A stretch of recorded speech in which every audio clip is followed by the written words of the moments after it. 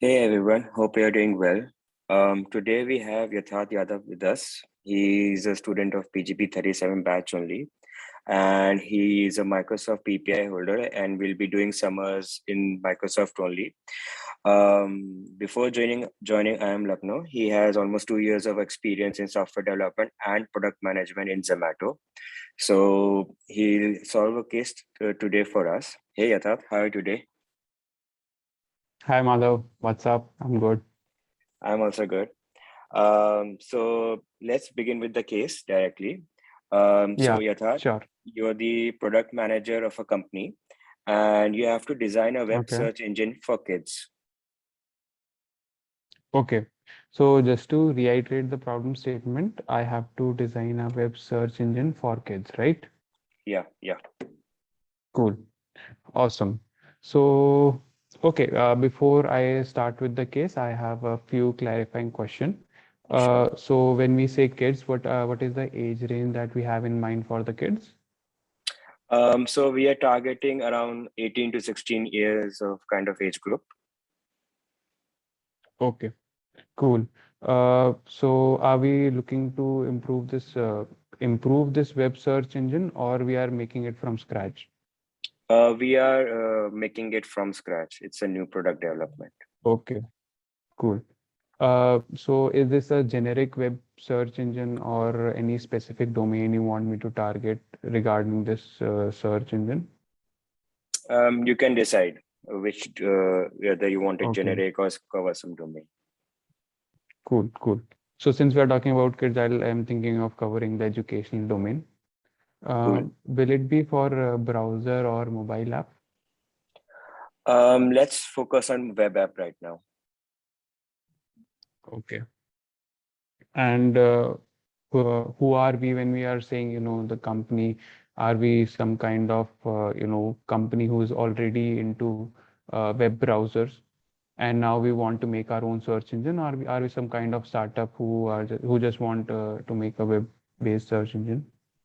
Yeah, so we are new and upcoming startup, and we do want to enter the web search engine space, and that's where we are thinking to create this product. Okay, makes sense. Um, and so any geography that we aim to target? Uh, Probably you can take India as an example. Okay, cool, awesome. So, okay, I'll start. I'll just take some time here just to Sure, sure. think of my customers, my consumers, and how to proceed with the case further. Cool. Cool.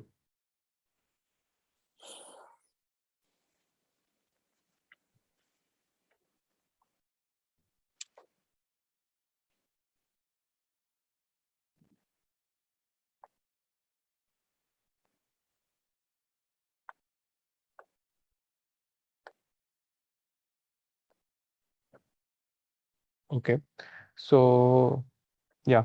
So, I'll be defining my consumer as well as my customer, Hmm. their characteristics, and then we can discuss their pain points based Okay. on customer journey, and then we can go for solution prioritization and success metrics. Does this approach sound okay to you? Yeah, that sounds good. Let's go ahead with this. Okay, cool, awesome. So when we are talking about consumers here, uh, the consumer are obviously the kids. The age range that we took was 18 to 16 years. And we can take a persona here, or characteristic that these will be kids with urban background, because these are the kids who have access to mobile web browsers and that kind of technology. So I think that would be a fair segment to target. And then coming to our customers will be obviously the parents of these kids. So if I have to define their persona, these will be working parents. Either one or both will be working parents. They'll be quite busy with their schedule, mostly working only, as I said. Tech savvy, can be another characteristic. And the main thing that they would be looking for in our web-based search engine would be the child's development through Hmm. technology. So, like, is this the right kind of assumption in persona? Yeah, I think it's fairly comprehensive. Yeah. Okay, cool. So now, we can go through a customer journey of a web-based search engine, and, through customer journey, we can define some touch points and pain points, and then work our way towards solutions. Cool. Cool. Okay. Yeah. Awesome. So I have divided the customer journey into 5 parts here. So when we are talking about our web-based search engine, so first part would be why or how is the user landing on our web page Okay. in the first place. But I think that Okay. part, can be left for the go-to-market strategy, because we Okay. have our customers will be having some features for them, some USP, and that is how we'll be selling to them. And that is, I think, a separate case. We can move towards the second part here, which will be the landing page. Cool. So, Okay. Sure. coming to the landing page, the main pain point that I can think of is uh, our consumer, which are kids. They don't know what to search, and Uh-huh. especially how to search. More importantly, Mm-hmm. there are, few things or distraction in the web page, uh, which can get them distracted from what they actually wanted to find in the first place. This happens to me all the time, so I'm assuming with kids it happens a lot. Mm-hmm. Then coming to the empty state. So empty state would be where the child has clicked on the search bar but hasn't started typing yet. So basically, you get some suggestions or something. So that is the kind of state I'm mentioning here. Then the fourth Okay. state would be when the kid has started to type something. He's in middle of typing Mm-hmm. a sentence or a word, Mm. and that is another state. And the last would be when he has finished typing and he has clicked on search button, there will be some search listing that we'll be focusing on. Mm-hmm. Also, in all these last three states that I mentioned, the empty one, the when he starts typing and the search suggestion, there are a few common pain points that you can think of. Basically, mostly are towards the distraction. Either it can be based on the autofill suggestion, Okay. or the kind of prioritization or Mm-hmm. the listing that we have. Mm-hmm. Uh, Basically, when we are talking about listing, it can be difficult to select which one would be the best choice for the kid. Mm-hmm. And there is sort of randomness in their approach, so just want to solve for that as well. Okay. So this is more or less the consumer base, the consumer pain points. And I have thought of some customer pain points as well. Okay. So we are talking about parents here. The main pain point of a parent with regard to his or her child is uh, about the safety. Mm-hmm. So, and we are talking about the access to whole internet. So safety and access to malicious or adult content is Mm. one of the most important thing. And Mm. then there are things like responsible search. Mm. They basically want their kids to do the apt amount of search, or the search should be directed in a educational or in a creational way. Less distractions, and I think screen time is also one of their major pain points. Mm-hmm. Okay. Right. So, okay. So now I mentioned, quite a few pain points here. I'll be thinking of some solution. I'll Yeah, be sure. Yeah, I'll be taking some time here, and just thinking of solution, and we can discuss the solution and go for success metrics as well as prioritization. Sure. Please go ahead. Okay.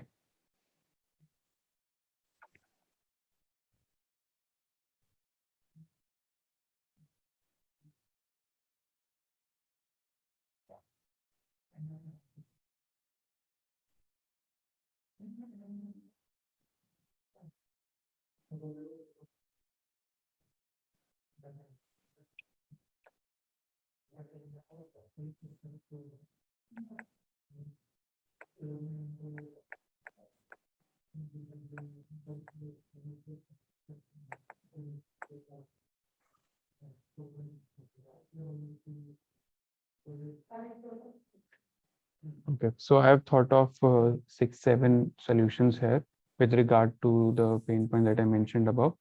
So first of all, the kids we are talking about, the range is 8 to 16. So Mm-hmm. these are different, the kind of search that they do that will differ based on their behavior, from 8 to Mm-hmm. 16, and we can kind of segment it, or let we can use even AI or other things to basically select and prioritize the content that they'll be viewing based on the age. Okay. So yeah, that is one of the solutions that I've thought of.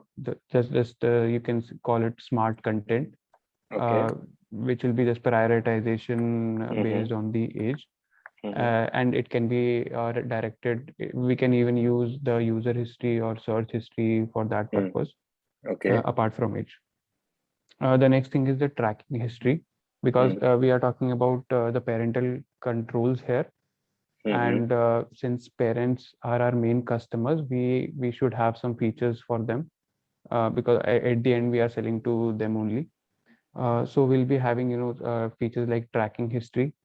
Mm-hmm. Uh, Along with tracking history, we can have some. We can also see patterns in the tracking history, which will basically tell about mental state, or Okay. the kind of state the kid is in. Okay. Mm-hmm. It basically, your search history reflect what you are going through. So I was just thinking in that direction. Then we can also have the secured and malicious search, and we can give this setting to our parents, which can customize the websites or the links that their child can view apart from our basic default ones. Then the third feature here I've thought of is the educational content that will be displaying on the landing page. So it won't be a distraction, because we can link it with Google Classroom and Mm-hmm. associate it with the kind of homework that is pending, Mm-hmm. or the educational content that is going in the class, or the topic that are going in the class, and based on that we can give the contents on the landing page. Okay. Then we can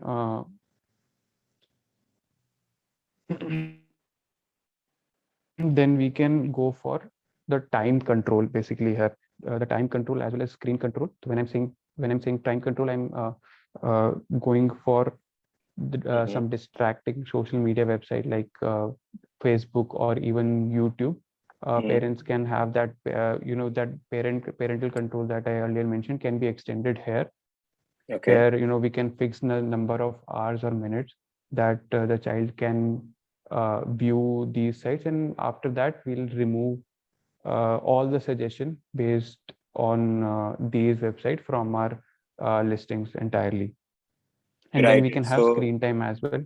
so the Mhm. child, when he'll Yeah. search after that, when the parent removes those search filters, those search results, and if the user searches, he will not get those results at all. That's something you are suggesting, right? Yeah, after a stipulated time, yes. Sure. Okay. Cool. Then we can have screen time, basically Okay. a number of hours that the parent wants the kid to use, Mm-hmm. to be on the screen. Mm-hmm. So we can control that, and even we can add features like night mode or dark mode, so that Mm-hmm. it is comforting for their eyes. Mm-hmm. And then the one of the most important solutions here can be the suggestion that I earlier talked about in empty state, as well as when the user starts typing. Those suggestion, we can link it with again the educational content, which can be linked to the history, the search history of the kid, the educational Okay. content that regarding Mm. homework or classwork or anything Mm. he is interested in, along with Okay. the Google Classroom integration, and we can use that suggestion uh, to show that in those states.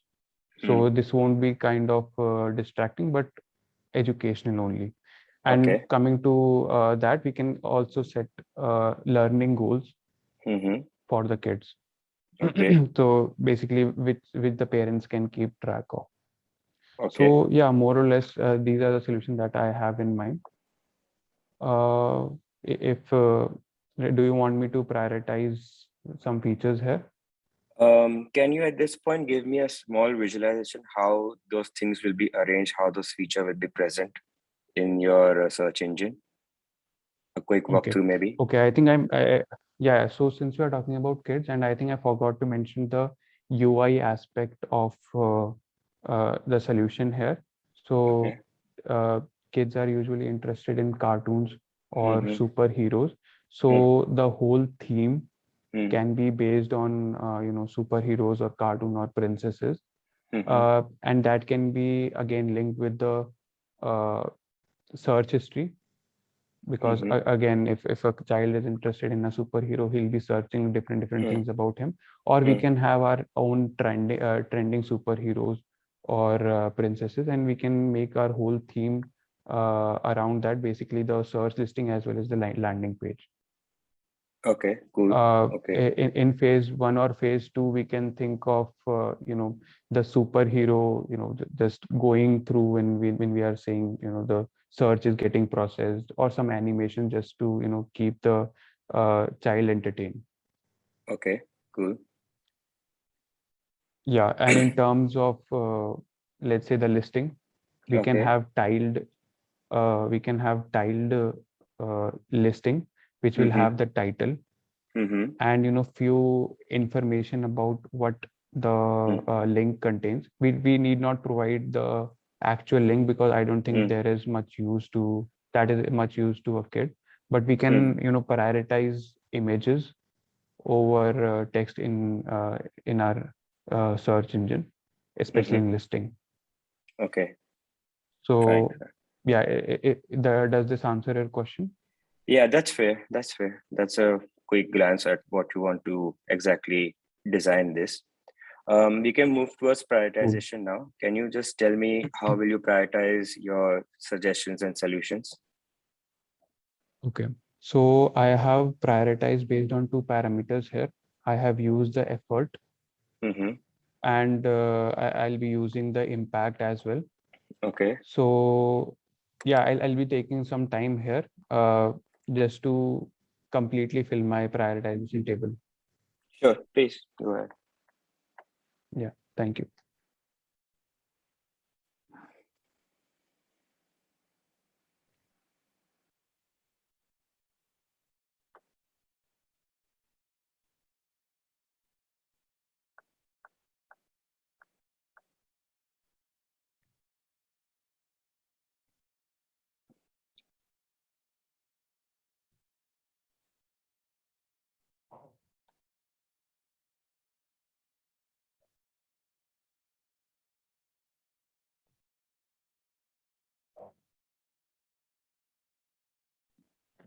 Okay.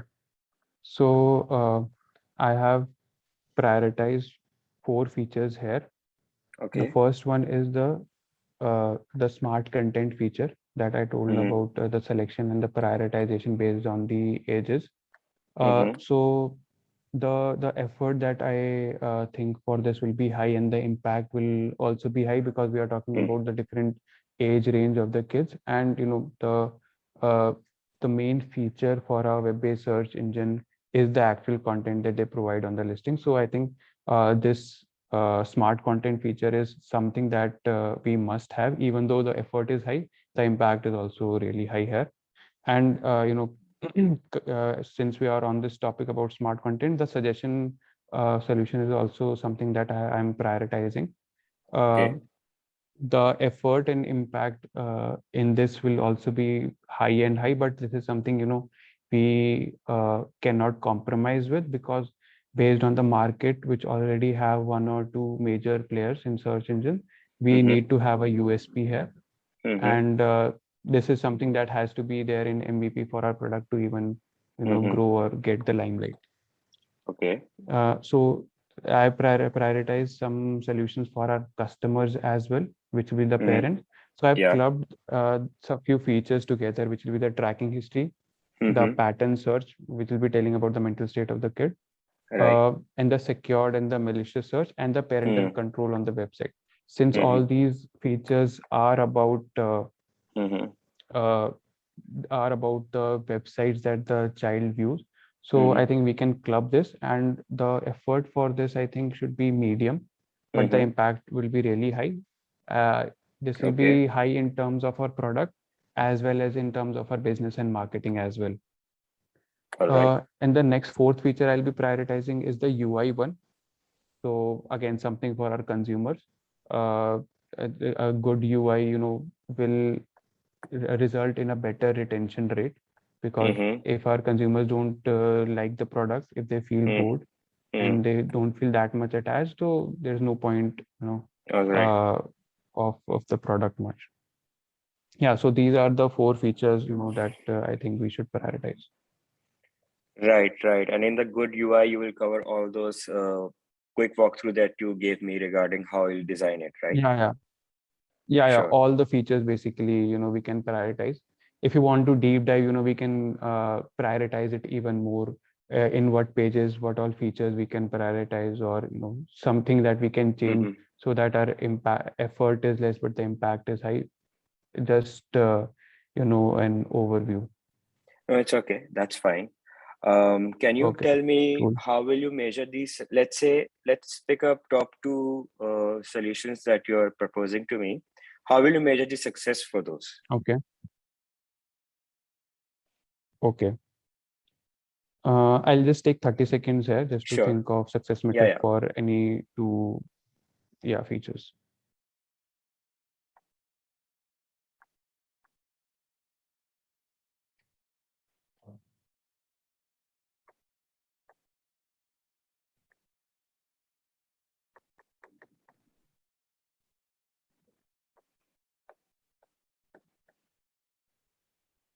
Okay, so I have thought of two features here, which will be the landing page. Some success metrics around that page, and some success metrics around prioritization as well. So before we start with this, there'll be some general metrics, some that we have to track anyways before we track any feature, which will be the basic DAUs, MAUs, as well as the retention rate for each and every consumer, and we can segregate them based on the ages as well, just to get more clarity. Now coming to the feature here, the landing page one, we can have the CTR for the educational content that I mentioned, just to know how much of our users are actually interested in that CTR, and also the time spent on that educational content. So we don't want the kids to just view that educational content and come back, basically spend some time, and at the same time we don't want them to spend a lot of time on those content, because again that will be then going towards the distracting content part. So we can use this to enhance our content further. So this will be a kind of good success metric. Then we can have the suggestion used rate. The suggestion will be showing on the empty state, as well as when the user starts typing. The suggestion that the user has, that the suggestion that the user will be using, we can calculate the rate. As well as we can see if the user has already taken the suggestion, we need to also check for the metrics where he is not using the backspace and going just using the backspace and changing few words, because that will tell about the accuracy of our suggestions here. Then coming to the prioritization one, I have thought of a score here, which we can use for assuming we'll show 10 search listings, 10 suggestions on our search page. We can measure CTR of top 3, the let's say next 5, and the bottom 2. So this will basically tell us the accuracy of our prioritization, or of our listings that are on our search page, and based on that we can improve our listings and improve our recommendation or prioritization there. Again, here, even if the user clicks on one page, there is a great probability that he is not satisfied with that content. he's coming back and going to going to some other link. So we can, Right. calculate this number as well, Mm-hmm. just to see how much, at what page, at what rank number does he get satisfied, or how many links he's actually clicking on before, actually stopping with the suggestion or getting satisfied. Right. Okay. So yeah, these are more or less the success metrics that I've thought of. Right. Cool. Cool. Thanks, Etat. It was a really great attempt at this case. Just a few suggestions Thank you. which can enhance Yeah. your, for future reference for our viewers and for you as Yeah, well. sure. Probably you could have asked in the beginning when you asked really good, clarifying questions. Maybe a couple of more questions could have been asked regarding monetization, whether that was our aim or not. Because the company has to earn Okay. revenue. Not that it was our intention in this case, but it would have been good if you could have mentioned it. Second can be Makes about the sense. second could be about the competition. So any other players are doing similar kind of things or not, just to understand the landscape of where you're competing in. You did briefly mention about it later on, but in the clarifying question, if you could have asked, that would, clear the scene more. Your persona Okay. characteristics and customer and consumer classification was really great. I really like the way you, segregated the both of them and then specified their pain points, going you through the user journey and then going through the solutions as well. Little emphasis on the visualization part. Even a brief one would work so that I can get a brief understanding of how the product would work, right? So however the features was in you and the way you prioritize them was really nice. You were giving a sort of an MVP of what would be required to release the product on time, and you even gave their impact and effort metric as well, so that you can judge which to prioritize and which not to. And your metrics was really nice, and I really like the fact that you put aside the general metrics in the beginning itself and then went to some specialized metrics that you want for your product. So yeah, that was really great. Thank you. Thanks, Rita. Thanks for your time. Thank you.